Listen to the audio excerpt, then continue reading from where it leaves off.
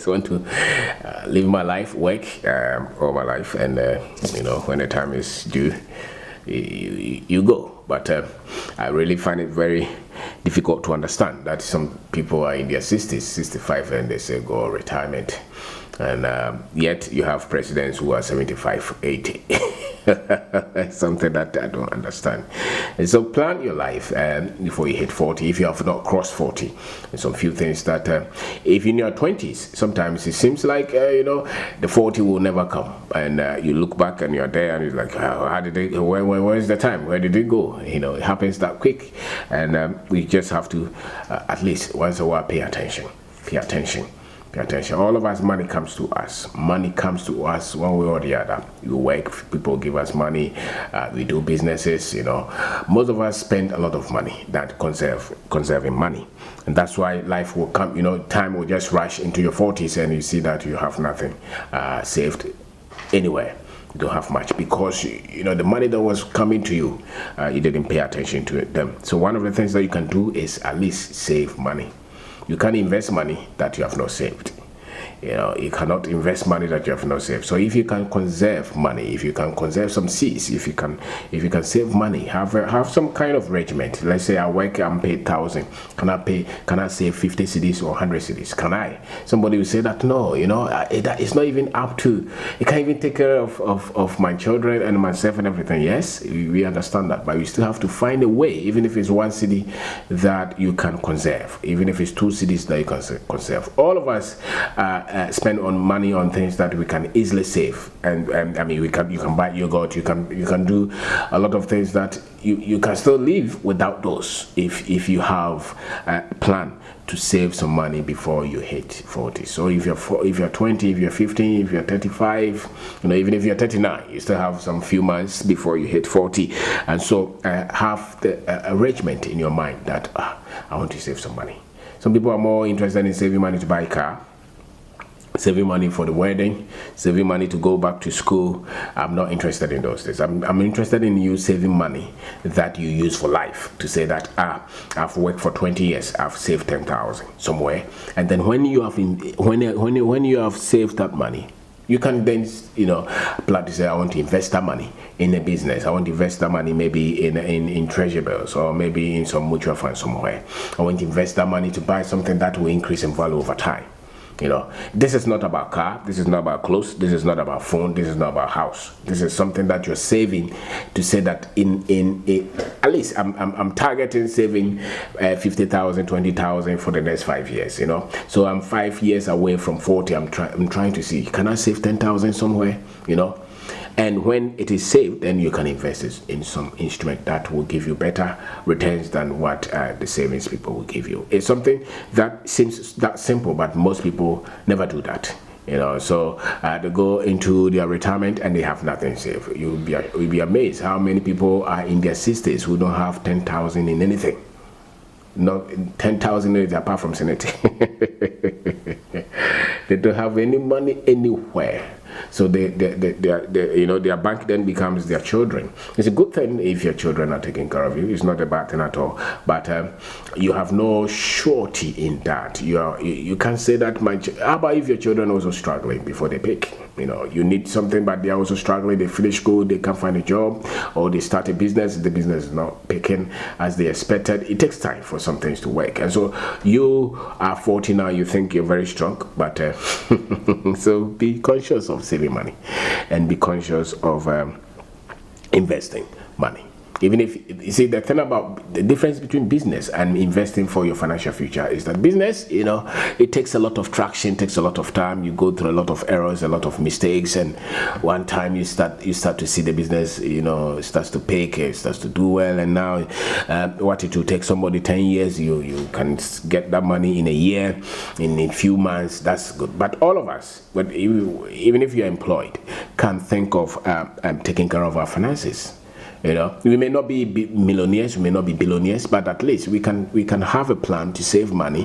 That will be able to take care of us if we happen to lose the job that we have. If there is no salary coming in, there is something that we all can do. And the other day, one of our boys he said that you the money that I started to receive, it made me feel like a man now. You know, it made me feel like a man. But I've decided to take a portion of his money and say that I'm going to keep this for you, and if you get to a certain threshold, then you can put it in something different. The guy now he's talking like, every time I get up in the morning I think about it. That's the beauty about money. The moment you start to save something, you start to feel like you're now responsible. If you dissipate, if you spend all the money, it makes you feel like, you know, you're not in charge of anything. But even if you save 10 cedis, 20 cedis, 30 cedis, the skill that you're acquiring, the processes that you're going through, they make you feel like now there is something that you have under control. You know, there's something that you have under control. So have arrangement like that. Don't just be somebody who they call spendthrift. You know, you just spend money. Especially if you're on a job, if you're on a salary, it's very easy for you to put yourself in that kind of category. There is always something that you can readjust. There is something that you can schedule. There is something that you can always save money from. That is true. And the other thing is that, how do you multiply the income? How do you multiply the income? How do you make more than what? How do you move from one source of income to maybe another source of income? Is there something that you can do to increase the income? Maybe 1,000 is coming in. Is there something you can do to get another 100 cedis every month somewhere without cheating, without becoming a thief?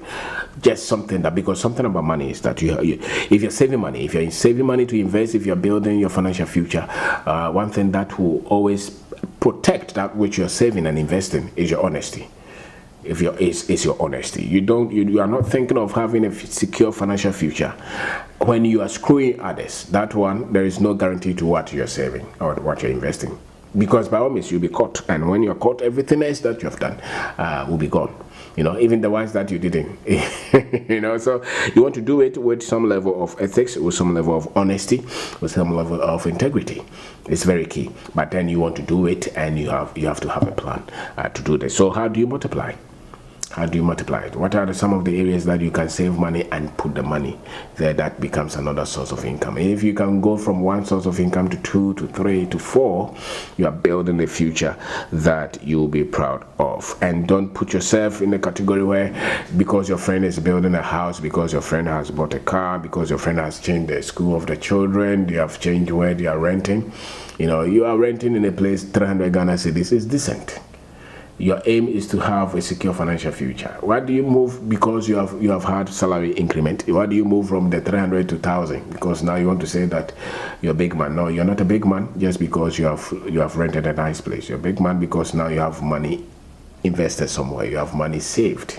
You know, I'm spending 1,000, or I'm spending 3,000 or 10,000 on the family every month. But now we have from 30,000 invested somewhere over time. Maybe the last 10 years we have been able to put ourselves in a regiment. We have been able to discipline ourselves so that we have saved something. The peace that the family will have is that there is something that you're saving. More money comes in than money going out. Most people's pressure in this life is on money, and how it's not enough to take care of them. Where there is always a pressure, there is always a demand, and you know you need 10,000, but then 2,000 is coming in. There's always pressure, and there is no peace at home when the money is not enough.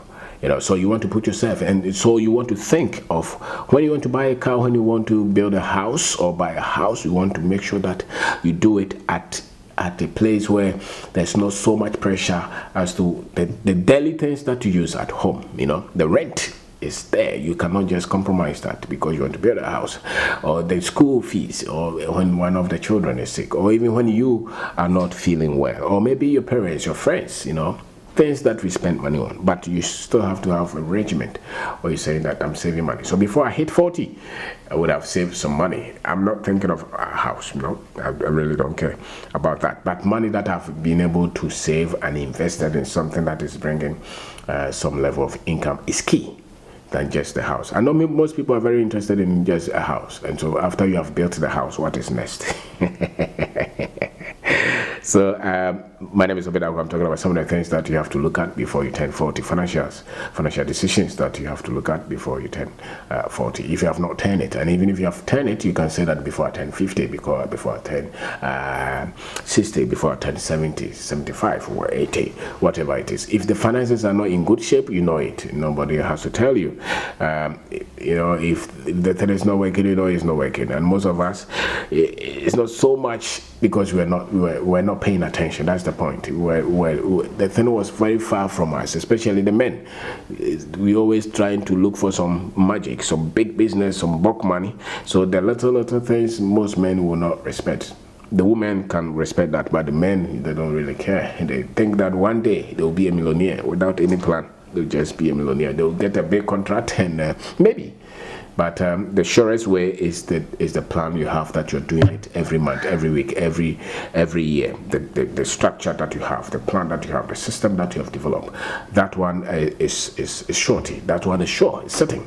The other one that you're hoping for a miracle, you're hoping for a big contract from your friend who is a minister of state or some big man somewhere is trying to help you to build a business. That one, it's good.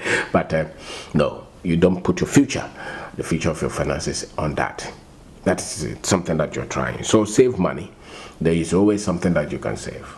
There's always, even if it's 1 cedi that you can save, even if it's 2 cedi that you can save, even if it's 100 Ghana that you can save. Always respect the money that you have saved. Respect that, because it proves that you have some level of discipline. You're better off than the guy who's always using the money to chop all the time. You don't have enough, but you're always having fun. You're always going for kebab, chichinga all the time, or you're always going for party. You're always going for wedding ceremonies, funeral. All your friends, they are chillers. They're always chilling, going for pool party, every football match. And you are 25, you are 30, and you have no financial plan, no savings plan, no investment plan. You're just hoping that things will just no.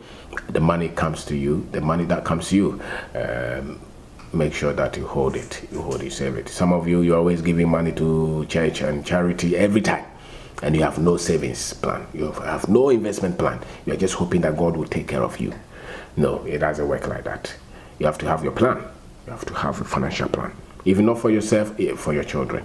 If not for yourself, for your family. If not for yourself, at least for something that will help another person. But have a plan. Have a plan. So before you turn 40, it's critical that you have a plan. You have a diligent plan that you're following. Save money. You can invest money that you have not saved. And once the money gets to a certain level, you move it into an instrument, into a business, into something that can give you better returns. And then you look at, how do I multiply the sources of money that I have? If you're a business person, you're looking at, okay, how do I open more businesses? How do I add more shops? How do I get more outlets? How do I grow the income, the sales? How do I grow the revenue? The other thing is that you are looking at, before I buy a car or I buy a house, I think through where. Most people put a lot of pressure on themselves just because they want to buy a house, they want to build a house. So they crash everything.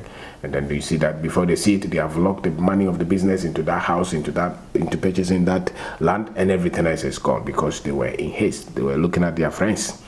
Their friends are moving. You really don't need to look at anybody. If you have money invested, you really don't care what people think because you know how you're managing your money. So I want to say thank you very much for taking your time to watch this. Thank you very much. Confident, courageous. Anyway, you have to sit down and ask questions and look for